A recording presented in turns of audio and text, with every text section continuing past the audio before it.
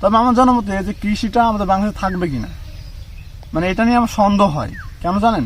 যে সন্দেহটা হয় যে আসলে কৃষি যদি এরকম চলতে থাকে, আমি আজকে উদ্যোক্তা, আমি লস হয়েছে, আমি কালকে হয়তো যাব না। কালকে আমি ভাববো কি ওর থেকে একটা ব্যতিক্রম কি আছে, যে আমার সেখান থেকে কিছু প্রফিট আসবে, সেখান থেকে কিছু আর্নিং আসবে, অথবা আমার সেখানে লস হবে না।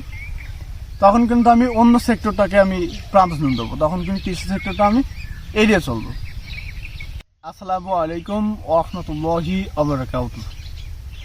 আসলে আজকে অনেক দুঃখজনক একটা ভিডিও। ইনশাআল্লাহ আমরা তিনজন পরিশ্রম করি, প্রচণ্ড পরিশ্রম করি, মানে পরিশ্রমের যে সফল না আসলে যে কি পরিস্থিতি হয়, যারা উদ্যোক্তা আছেন একমাত্র তারাই বোঝেন যে পরিশ্রমের মূল্যটা আসলে কত দামি হতে পারে।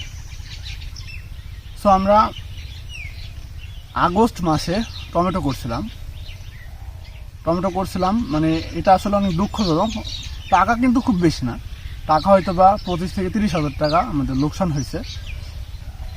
কিন্তু এই যে কাজের যে পরিশ্রমটা, মানে আমরা যে পরিশ্রমটা করছি রাত দিন, মানে অক্লান্ত পরিশ্রম করে যে একটা ফসল উৎপাদন করছি, করে বাজারজাত করতে গেলে যে সমস্যা, 2 টাকা 3 টাকা কেজি। আসলে তখন মনের ভিতরে কি থাকতে পারে? সারাদিন পরিশ্রম করে যে মানে আর্নিংটা আমাদের এখানে ব্যাপারটা মূলত ছিল না। আমাদের যে খরচটা, মানে পরিশ্রমের যে ফলটা, সেটা আমাদের আসতে পারত। কিন্তু বর্তমানে যে পরিস্থিতি, যে 2 টাকা 3 টাকা 4 টাকা কেজি টমেটো বিক্রি হচ্ছে। সো আমরা সারাদিন পরিশ্রম করি, সারাদিন মানে এত পরিমাণ পরিশ্রম করা হয়। আমরা 3 জন ব্যক্তি কাজ করি আমাদের ফার্মে। সো 3 জন ব্যক্তির মানে আমাদের রাত নেই দিন নেই, আমাদের পরিশ্রম করতেই হয়। পরিশ্রম করতে করতে মানে আমরা এত পরিমাণ ক্লান্ত হয়ে যাই যে রাত্রে বাসায় ঘুমাইতে যাব বা ভিডিও আমরা একটা আপলোড দিতে যাব, সেই সুযোগটা আমাদের হয় না, মানে ঘুম আমাদের এত পরিমাণ পেরে ফেলে। সো তারপরেও আমরা মানে পরিশ্রমটা আমরা থামাইনি, পরিশ্রমটা আমরা মানে চলমান রেখেছিলাম। সো আগস্টে যখন টমেটো রোপণ করি, আমরা ভাবলাম যে টমেটোর হয়তো কিছু টাকা আমাদের আসতে পারে, বা আমাদের কিছু ওখান থেকে কিছু প্রফিট আমরা পাবো, যে এই প্রফিটটা আমরা অন্য কাজে ব্যবহার করব। সো টমেটোর বাজার মোটামুটি তখন থেকে খুব ভালো ছিল, মানে এত পরিমাণ ভালো ছিল। যখন টমেটো আমাদের মানে ফল হারভেস্টে চলে গেলাম, মানে অনেকদিন পরে, প্রায় 3 মাস পরে আমরা ফল হারভেস্টে চলে গেলাম। সো হারভেস্টে যাওয়ার পরে আমরা তো মেডিসিন মেরে আমরা আসলে টমেটো বলেন, মানে যে কোনো ফল বলেন, আমরা পাকাই না, কারণ আমরা এগুলো আসলে পছন্দ করি না। আমরা সম্পূর্ণ ন্যাচারালি দেওয়ার জন্য আমরা চেষ্টা করি। সো তার জন্য আমরা টমেটো গাছে পাকানোর জন্য প্ল্যান করলাম, যে গাছে টমেটো পাকাই, আমরা কাঁচা টমেটো বিক্রি করব না। আমরা হচ্ছে যা ক্রেতা থাকবে, ক্রেতাদের আমরা সম্পূর্ণ ন্যাচারালি টমেটো আমরা দিব ইনশাল্লাহ। সো সেই জন্য আমরা গাছে পাকানোর জন্য টমেটো রেখে দিলাম। আসলে বলে না যে আগে না ভাগে, আসলে কথাটা যে বলছে অনেক ভালো, আগে না ভাগে। আসলে আগে যারা বিক্রি করছে ওষুধ দিয়ে, বা মানে যারা এক কথায় মেডিসিন মেরে যারা বিক্রি করছে, তারা লাভবান হতে পেরেছে। সো আমরা যেহেতু মেডিসিন দিয়েছিলাম না, আমরা গাছে পাকিয়েছিলাম, সো আমরা লাভবান হতে পারিনি, বা আমাদের যেই পরিশ্রমের যে সুফল সেটাও আমরা পাইনি। আমাদের যে খরচ ছিল প্রায় 25 থেকে 30 হাজার টাকা আমাদের টমেটো খরচ হয়েছিল, সেটাও আমরা তুলতে পারিনি।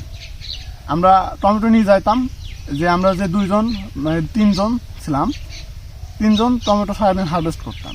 টমেটো হারভেস্ট করার পরে যখন বাজারে নিয়ে যাওয়া হতো, তখন দেখা যাচ্ছে যে সারাদিন আমরা যে পরিশ্রমটা ওখানে সময় দিতাম, মানে যে সময়টা আমরা ওখানে ব্যয় করতাম, সময়টা ব্যয় করে আমরা টমেটো হারভেস্ট করতাম, তখন মানে ভালো লাগতো যে এত টমেটো আমরা হারভেস্ট করতে পারছি। বাজারে যখন যাইতাম, তখন সমস্যা একটাই ছিল যে ভাই 2 টাকা 3 টাকা আমাদের মানে গাড়ি ভাড়া যে টাকাটা গাড়িওয়ালার কাছে দিয়ে দিতাম, টমেটো গাড়িওয়ালা নিজে আরও দিয়ে দিত, দিয়ে যে টাকাটা আমাদের আসতো 500 টাকা 600 টাকা 400 টাকা, গাড়ি ভাড়া লেগে যেত 300 টাকা, আমাদেরকে ব্যাগ দিত 100 টাকা 200 টাকা। মানে মনটা খুবই খারাপ হতে লাগলো যে এরকম হতে থাকলে আমাদের চলবে কতদিন।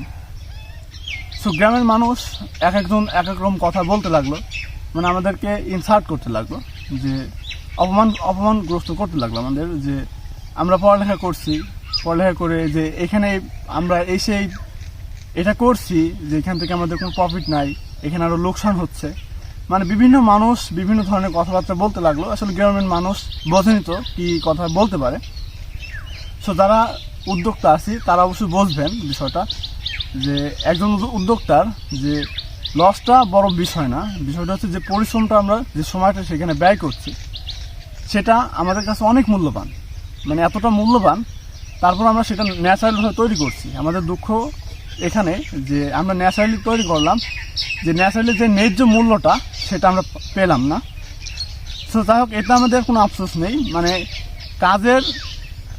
কাজের আপনার ইয়েটা কমে কথা থেকে, যে কাজের আস্তে আস্তে মানে স্লো হয় কিসের জন্য, দেখা যাচ্ছে একটা ফসল ভালো হয়েছে, ফসলে আমরা সফল ইনশাল্লাহ, ফসলে আমরা 100% সফল, এটা আল্লাহর কাছে লাখো কোটি শুকরিয়া ইনশাল্লাহ। সো একটা জায়গায় আমরা সফল হইতে পারলাম না, মানে আমরা ন্যায্য মূল্য যে পণ্যের দাম এটা মূলত আমরা পাইলাম না পাওয়াতে আমাদের প্রায় অনেকগুলো টাকা আমাদের লস হয়েছে এবার। সো প্রায় টমেটো লস হয়েছে 25 থেকে 30 হাজার টাকা। আসলে টাকাটা বড় না, আমরা যে শ্রমটা সেখানে দিয়েছিলাম এটার মূল্য আমরা পাইনি। আমরা যে কৃষিকে প্রাধান্য দিয়ে যে কাজটা করতাম আসলে সেটা মন ভেঙে গিয়েছিল আর কি। তারপরও আল্লাহর কাছে যেটা দিয়েছে আলহামদুলিল্লাহ লাখো কোটি শুকরিয়া ইনশাআল্লাহ। সো সবার কাছে একটা মেসেজ থাকবে ইনশাআল্লাহ, যে আমাদের জন্য দোয়া করবেন, আমাদের ব্যবসায় যেন আল্লাহ বারাকা দান করে।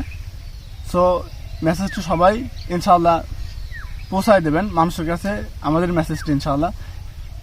সো মানে আমাদের মতন সমস্যা বিভিন্ন মানুষ আর বাংলাদেশেই এই সমস্যাটা হচ্ছে। আসলে টাকাটা বড় না, যে আমরা যে পরিশ্রম যে সময়টা আগে বলছি, যে পরিশ্রম যে সময়টা আমরা ব্যয় করি মূলত, এই মূল্যটুকু আমাদের বাংলাদেশের মানে কোনো ব্যবসায়িকরা আমাদের দিতে পারবে না। কারণ আমরা মাথার ঘাম পায়ে ফেলে পরিশ্রম করি, মাথার একদম রাত নেই দিন নেই আমাদের পরিশ্রম করে এই সুফলটা আসলে আমাদের জন্য এরকমভাবে না। তবে আমার জানার মতে যে কৃষিটা আমাদের বাংলাদেশে থাকবে কিনা, মানে এটা নিয়ে আমার সন্দেহ হয়। কেন জানেন, যে সন্দেহটা হয় যে আসলে কৃষি যদি এরকম চলতে থাকে, আমি আজকে উদ্যোক্তা, আমি লস হয়েছে, আমি কালকে হয়তো যাব না, কালকে আমি ভাববো কি ওর থেকে একটা ব্যতিক্রম কি আছে, যে আমার সেখান থেকে কিছু প্রফিট আসবে, সেখান থেকে কিছু আর্নিং আসবে, অথবা আমার সেখানে লস হবে না। তখন কিন্তু আমি অন্য সেক্টরটাকে আমি প্রাধান্য দেবো, তখন কিন্তু কৃষি সেক্টরটা আমি এড়িয়ে চলবো। এই যে দেখেন কৃষি সেক্টরে যখন আমরা এড়িয়ে যাব, ঠিক আমার মতন আপনিও যখন লসে পড়বেন আপনিও কিন্তু এড়িয়ে যাবেন। এড়িয়ে যাওয়ার ক্ষেত্রে কি হচ্ছে, দেখা যাচ্ছে যে আমাদের টমেটো হোক, করলা হোক, মানে যে কোনো ফসল হোক সংকট আসতেছে, তখন এটার বাজার মানে এত পরিমাণ হাই লেভেলে চলে যাচ্ছে যে মনে করেন দেখা যাচ্ছে টমেটো বিক্রি হচ্ছে 400 টাকা কেজি, করলা বিক্রি হচ্ছে 500 টাকা কেজি। হতে পারে কিনা, কারণ আপনি করলা থেকে বেরিয়ে আসেন, আপনি চাষ থেকে বেরিয়ে আসেন, টমেটো থেকে বেরিয়ে আসেন, দেখেন করলার বাজার হাই হবে ইনশাআল্লাহ। সো এটা মানুষের বোঝা উচিত